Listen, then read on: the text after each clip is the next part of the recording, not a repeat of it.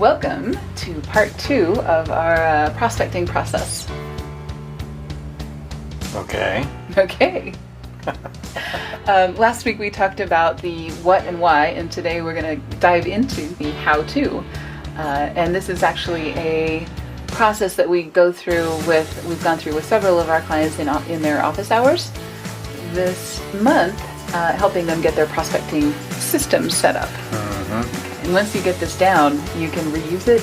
It just makes things a whole lot easier. So this episode is being brought to you by our Aviation Sales Marketing Lab. And this is our program where we provide some software, some tools, some coaching, quite a bit of other material. And also our coaching members or our lab members, our insiders, talk to each other and share ideas and other kinds of things. So it's kind of a... Be surprised how helpful they can be. Yeah, unique situation that gets you a lot for your money. It's not just like getting a coach or getting a sales manager or something like that. It's actually being able to work with other folks in the industry, right? Yeah, they have, between all of them, multiple hundreds of years of experience. That's true. Hard to duplicate. Yeah, we have sure learned a whole lot from them, and we're really happy with every single person that's in there.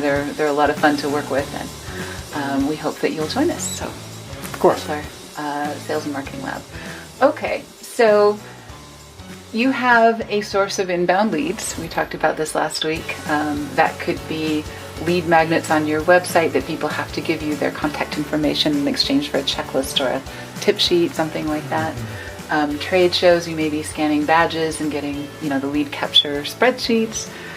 You may have leads coming from your website that you're using Lead Feeder or some other technology to capture. So you have leads. They may be missing bits of information. They may be, varying quality. Some are good, some are bad. You have no idea yet, which are which.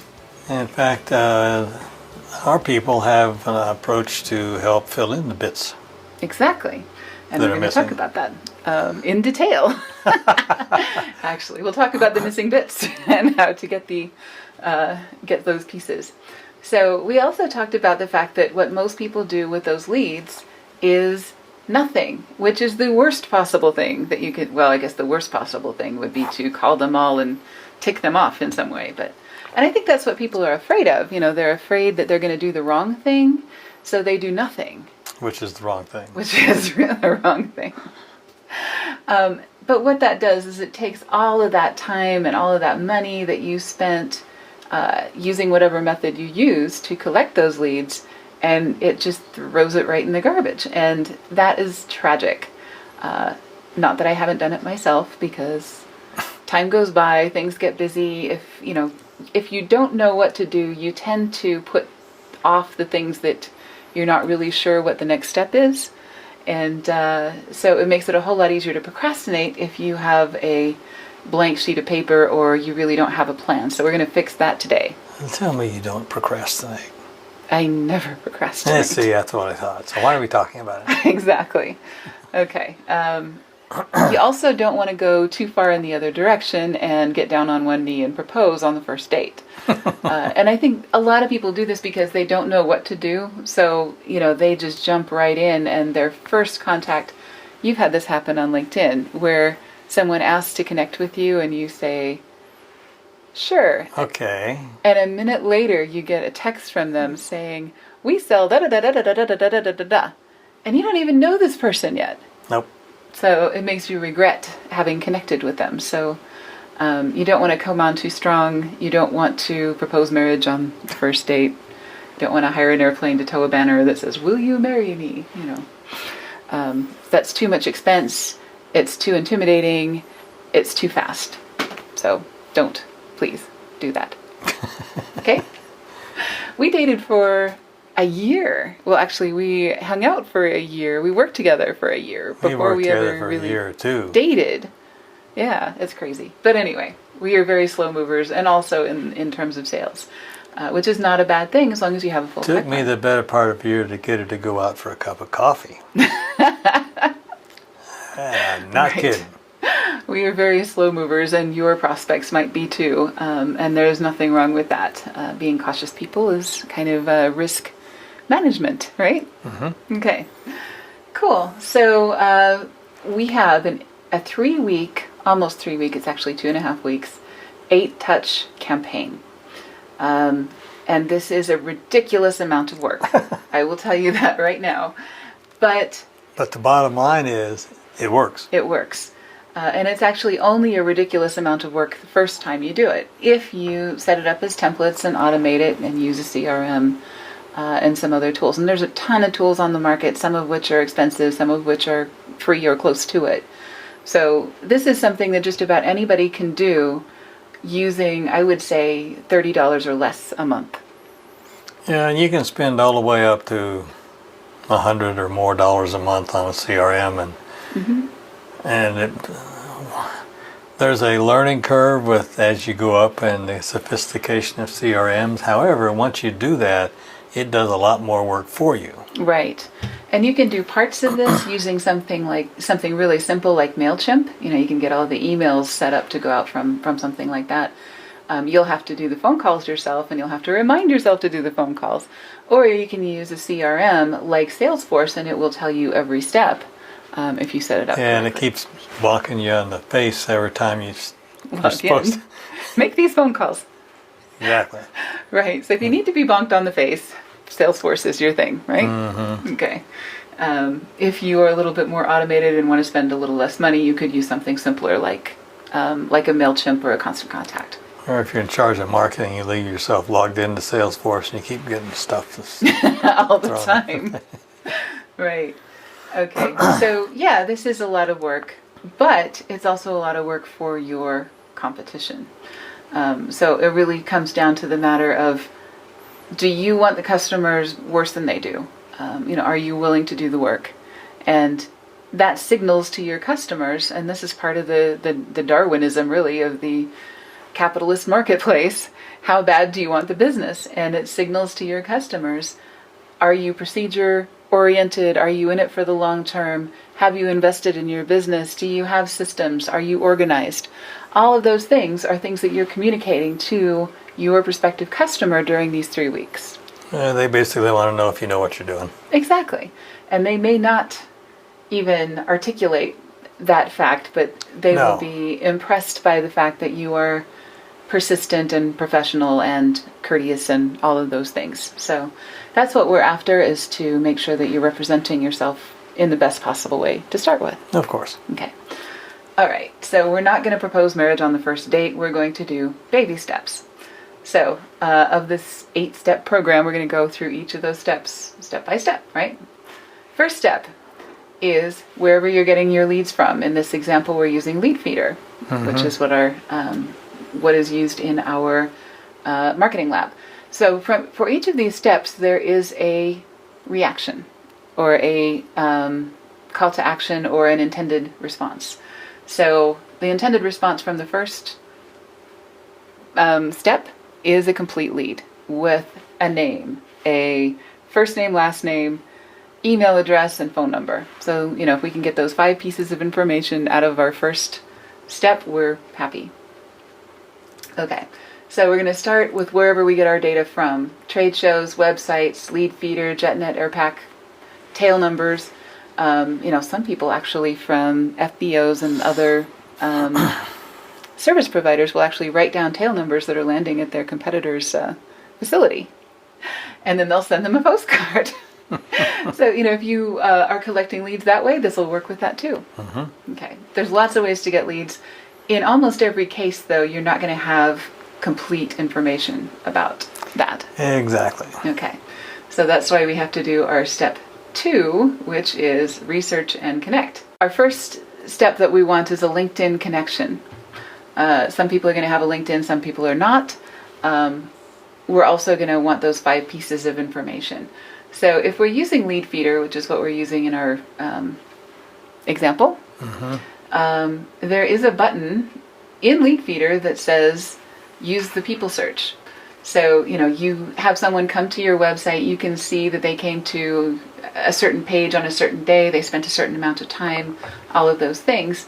And one of the options in that software is to connect using LinkedIn, and it will pop up LinkedIn and it will show you these are all of your connections on LinkedIn at that company. So I don't know who from that company came to my website, but I have a pretty good guess that it's someone that I may be connected to, or someone that has an interest in marketing, or someone that has an interest in whatever it is that I'm and you selling. keep going down the scale which is going up the scale, but it's going down from where you start to the C-level people. Exactly. Then the other thing in here, the other option that I have with Leadfeeder is to use Salesforce, which is our CRM, and that's what we use for some of our clients, to see if I already have a customer in our system that is connected to that company. So, there's a couple of tools that are built into the software. If you don't have software, then the next step really is to just look for someone on LinkedIn, hit the connect button, right? And type in something very simple like, "Hi David, this is Paula Williams from ABCI. Aviation is a small world, so I thought it would be good to connect." You will notice what I did not do, right? I did not do any pitching when I connected with David on LinkedIn. In fact, I would never pitch David using LinkedIn. Yeah. Pitches, I think, need to come either by phone or by email or by some other format, but LinkedIn is not the place. It's really a social network. We sometimes buy advertising on LinkedIn, but that's a totally different thing. But a personal connection, I think, is the same thing as dropping to one knee and having airplanes go by and fireworks and stuff like that. They're going to run screaming and think that you're coming on too strong and all of those things. Would you agree? Oh, yeah. Okay. You've had that happen? I have. What did you do when that happened? I delete it. You delete that contact? Okay. So that's what we don't want to happen, and that's why we're doing baby steps. It's really, really annoying to have someone come on too strong and cause those kind of issues, and we don't want to burn any bridges or give a bad impression, which is why we're investing all this work. Okay. So we made a LinkedIn connection. We have 5 pieces of information: a name, email address, phone number. Okay. So all of those things have happened. Okay. So now we get to step 3, which is our email number 1, which happens on day 2. So day 1, we connected on LinkedIn. We did some research to find the data that we needed. Another thing that I didn't mention is that we do have a service that we offer to fill in that data. We've got some Sherlock Holmes types who will go online and find those missing pieces of data for you. They have the people search and the yellow pages and the all the software that you would have to pay $15 a month for if you got it yourself. And they're pretty good. I mean, you give them 100 contacts to have them research, they come up with, 95 or 98? Yeah. I mean, there's going to be some people that they can't find just because there are people who are very good at keeping their information off of the internet. But for the most part, there's always an annual report or a yellow pages or a white pages or somewhere that they have a listing. And once again, it's going to be good, bad, or medium quality. Mm-hmm. But that's why we're going through a semi-automated process with these up to this point, right? Yep. Okay, cool. So the next thing we do is our email number 1. And this is a real simple email, and you can use this template if you like and adapt it to your product or service and your company, of course, and all of those things. So from Paula Williams, subject aviation website traffic and sales at company name, company A, right? Acme Widgets, Mr. Blank. And I'm going to use Mr. and I'm going to use a last name because 1, it's unusual, and 2, most of our decision makers or most of our demographic are folks that like to be addressed the first time by their last name. And that may be the case for you. It may not be. If you have a younger crowd, a first name might be fine. But I like to start with a last name because it almost never go wrong that way. Right. Okay. I'm checking to see if you are the person that makes decisions about website performance at your company. And you're going to fix the red text to be whatever it is that you sell. Right. If you aren't the right person to contact, could you please forward me on to someone more appropriate? Uh-huh. Please advise. And now all of this text has been tested, right? So rather than sincerely, I'm saying please advise. You're more likely to get a response from a please advise than from a sincerely, because it's signaling very respectfully, I expect a response, right? Mm-hmm. Okay. So there's lots to these that is really, really helpful and is kind of cool. So that's your first email. Step 4, phone call. This happens on day 3. So this is the day after you sent the email. Mm-hmm. You've given them a chance to respond. By the way, if they do respond, then you go ahead and proceed with your sales process, whatever that is. Make an appointment to do a consultation. You stop the script. Yeah, don't keep running it if somebody pops up and says, yes, I'm interested. Right, so you're after one of 3 responses, yes, no, or not now. And if you get a yes, take it. Take it. Schedule the consultation and move on. Take them off the list for this campaign so they don't get the rest of these emails. And they'll go after the next guy, girl, Exactly. whatever. Okay. So the purpose of the phone call is to get a response from that email. It was a really low-key email, and all it was asking for is, are you the right person in this company? So the phone call is going to do exactly the same thing. Some people are going to respond by email. Some people are going to respond by phone. We've got all different personalities in the world, and we got to accommodate them all. So, hi, I'm calling for Mr. Whatever at Company A. This is Paula Williams at ABCI. I lead our aviation website team. I wanted to find out who I can connect with at your company about some aviation website best practices we've discovered in the industry and some specific aviation websites we've worked on with impressive results. I emailed you yesterday with a request to find out who at your company we might share this with. If you wouldn't mind providing a quick reply to that email, I'll bother the right person rather than the wrong person. Thanks very much for your help and have a great Wednesday. So most of the time you're going to get a voicemail. This works fine with voicemail. It also works fine with a person, but you're going to want to not sound like a robot, right? But at least you have something to say, so you're not going to be completely when they answer the phone. No, you have to have it planned out. Exactly. So that if they don't answer the phone, you're good to go, and if they do, you're ready. Yeah, and if you're like most people, they answer the phone and you're surprised, and you don't have it planned out, you're going to choke, and you're going to sound like an idiot. I've done it, so I understand this. But if you have this in front of you, and you have it all planned out with names, with everything filled in, you may not use it, and that's fine, but you're not going to choke, right? Right. Okay.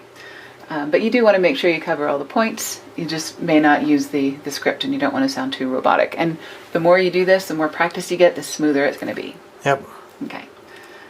Okay. Step 5, email number 2. So we've skipped ahead to day 10. So we're the following week. So we were on day 3, now we're on day 10. So if the last email went on a Wednesday, this is also going to go on a Wednesday. Mm-hmm. Okay? And Wednesdays are actually probably the best days to do this, but adapt it to whatever's convenient for you. It's much better to do it on the wrong day than to not do it at all. Absolutely. Okay. So this email, we are after a click. So we want to know that this person is alive and that they actually do answer their email and that they actually have some kind of an interest in the topic that we're talking about. Right. Okay. So you didn't send it to Pleiades and it's taking all this time to get back. No kidding. You never can tell about technology these days. Okay. So step 5, email to day 10 from Paula Williams, and subject is should I contact, and here you're going to insert another person at that same company. Okay? Your second choice of who you want to contact. So Mr. Blank, you may or may not have seen the email below. So you're going to thread your emails. You're going to just forward the email that you sent before, right? Mm-hmm. As you consider whether a conversation with ABCI makes sense based on your current objectives and priorities, I wanted to provide some additional background to help determine if this would be worth your time or the time of someone on your team. I've attached a customized report that includes some data or some cool stuff that they're going to want to know if they're the right customer. If you feel that your website has not been getting the attention it deserves, or you have other marketing objectives that ABCI could help you with, please send a quick reply and I'll send a calendar link. You can select a convenient time for you or for whoever you think is appropriate at this point. if person B, Mrs. B, would be a better contact for this, please let me know. Please advise, right? Okay. And once again, I'm not using fancy email templates. This is just a plain text email that one person would send to another, that I would send to someone about a business matter. So this is not a sales email. This is not a fancy WordPress template or anything else, right? Okay. This is step 6. This is a phone call. This is day 11. So if yesterday was Wednesday, today is Thursday. And I'm going to make a phone call to follow up on that email. So you're seeing a pattern start to develop. You send an email, you make a phone call, send an email, make a phone call, send an email, make a phone call.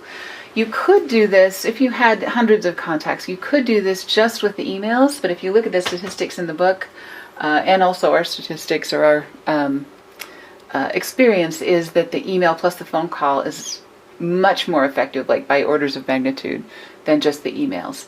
A lot of people get a lot of emails that they completely ignore, but if they're getting emails and phone calls, it does 2 things. One, it shows that you're persistent and consistent, and that you have an organized system so that you know who you are and you can keep track of someone for 3 weeks. And then the other thing that it does is that they start to get familiar with your name and you start to sound familiar to them. Whatever it is that, if they visited your website or they visited you at a trade show, whatever, they think of you more often. And so over the course of this amount of time, they've been putting together in their head, what could this person do for me? Mm-hmm. Right? That's just one of those goofy psychology things that sounds hooky, but it actually works. It's worked on you, right? Yep. Whether we like to admit it or not, humans are creatures of habit, and you get in the habit of thinking about someone, and you start to think about, how could I use this person to fix my problem? And that's one of those things. Okay. Real simple. This one I don't leave a voicemail for, because I don't want to come on too strong, once again. But if I get lucky and I get hold of someone, it's a lot more likely, because by now they recognize my number, so I don't look like spam. They've gotten a voicemail from me. They've seen my email twice, potentially. Even if they're a super busy person, I'm starting to become familiar to them. So they're more likely to pick up my phone call. Hi, I'm calling for Mr. A at Company A. This is Paula Williams at ABCI. I lead our aviation website team. I sent you an email a few days ago with some website data. Like most of our clients, I'm guessing you're pretty busy, so I figured I'd reach out to you to see if you wanted me to walk you through the report and see if it would make sense for us to work together. Once again, super low-key, super professional, very customized, right? Okay, step 7, email number 3. This is day 14. Yep. So we've had 2 weeks go by, and we've had all of these things happen. Okay, step 7, email 3, day 14, from Paula Williams, subject following up. I hope I don't need to say by now that this has to come from the same person each time. Yeah. You've been building up a relationship with this person all this time, so you want to make sure that you're continuing that and not having your emails come from sales@abci.com, because that ruins the whole purpose of all of this. So, Mr. A, I've been trying to connect with you over the past 2 weeks to explore ways that ABCI can improve your marketing results. Since I have not heard back from you, I am left to draw a few possible conclusions. 1, you're all set with your website and totally satisfied with its performance. If this is the case, please reply with 1 so that I stop bothering you. 2, you are interested in what ABCI can do, but you are just very busy right now. If this is the case, please reply with 2. Number 3, you got attacked by a lemur and you want me to call for help. If this is the case, please reply with 3. Please advise, Paula, and a phone number. So, you're laughing. Well, and I was just thinking, this is a little humor, but it's also very good for thinking out of the box. Mm-hmm. And back in the day, one of our people that taught us marketing, because they used to send out letters. Yeah. And he'd gone after this particular company for some time, and finally he got pissed. Okay.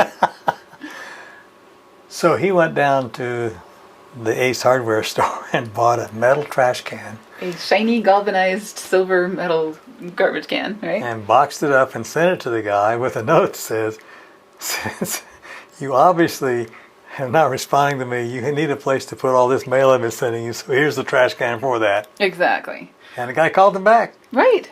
So, there's really two directions you can go at the end of a campaign. Either getting cranky or getting humorous. And humor always gets a better response than the giving up or being pathetic or being angry. So this is a good one. It will only work as long as the person that you're sending it to hasn't seen it before. It has to be funny and fresh. And you can change it to whatever you like just to make sure that it is funny and fresh. But it also does something that respects the other person's time. You're trying to be super convenient. You want them to get off your list if they want to be off your list. Yeah, because all they got to do is type a single letter and hit the enter button. Yep. They reply with one, you stop bothering them. They hit unsubscribe at any point along this way. Obviously you take them off your list. Of course. But, you may get a 2, that says you're interested, but you're just busy. And if that's the case, then you can write back and say, would a better time to contact you be after or tax you might day? get a 3 and say, call me at this phone number at this time. Exactly. So all of those things are, very likely to get a response. And the response rate for these emails actually goes up with each one that you send. This one gets the best response of any, simply because Right. number 1 is the last, and number 2 is funny. Mm-hmm. So it has both of those things going for you. 8. This is the last step. You've made it all the way through this process. Congratulations. Well, and what that means is you've got a tough guy you're trying to get a hold of. Exactly. And so this is your Hail Mary. This is your last step. If they didn't respond to your lemur email, then what you're going to do is just make one last phone call. This is the third of 3 phone calls. For those of us that hate the phone, it's only 3 phone calls, right? Right. Okay. Hi, I'm calling for Mr. A at Company A. This is Paula Williams at ABCI. I lead our aviation website team. I sent an email a few days ago with some website data for your company. Like most clients, I'm guessing you're probably pretty busy, so I figured I'd reach out to you to see if you wanted me to walk you through the report to see if it makes sense for us to work together. That's the same as the last script, right? Or the last... Email. No, the last phone script. Right. Okay. I did not leave a voicemail. So I did not say this. This is the first time they've heard it if I didn't actually get hold of them. So I can reuse the same wording there. Okay. But the last line is different. Please reply to the email I sent you or this voicemail if you'd like some more information. If not, I'll assume that you're all set with what you need. Best wishes to you and have a great day. So you're signing off. You're not going to call them anymore. You're signaling, I'm a professional person. I'm not wasting my time. I'm not wasting your time. I get the message, right? Okay. So once again, the responses that we're after are a yes, a no, or a not now. And as soon as you get any one of those responses, you take them off the list. And if you make it all the way through, that's the same as a not now, and you put them on the holding pattern. On the holding pattern. So what I would do is if you make it all the way through this process, and you've made that last phone call, then what you do is you just flag that contact in your CRM for next year, this time next year. And then use a different campaign, not the same one. And you leave them alone for a year, but you keep sending them newsletters and other things unless you really know that they're out of business or they ask you not to. Mm-hmm. So then I would do mostly postal mail and automated email newsletters, other kinds of things like that to make that work. So, the great thing about this process is that you are not erring on either extreme. You're not letting your leads die of neglect. Right. You are doing everything you possibly can to do business with them, giving them every possible opportunity to do business with you, right? And you're not burning any bridges. And you're not burning any bridges, so you're not going the other extreme and sounding like a complete idiot or coming on too strong and scaring them away. So that's why this is so effective, and you're going to get a pretty good response rate depending on the quality of your leads and where they came from and how fresh they are and everything else. it does depend, and so it's really hard to give you numbers, but it's going to be exponentially better than if you don't do anything with those leads. Yes. Okay. So go sell more stuff. America needs the business. Thank you, Zig Ziglar. Absolutely. Have a great day. We'll see you next time. You know you could.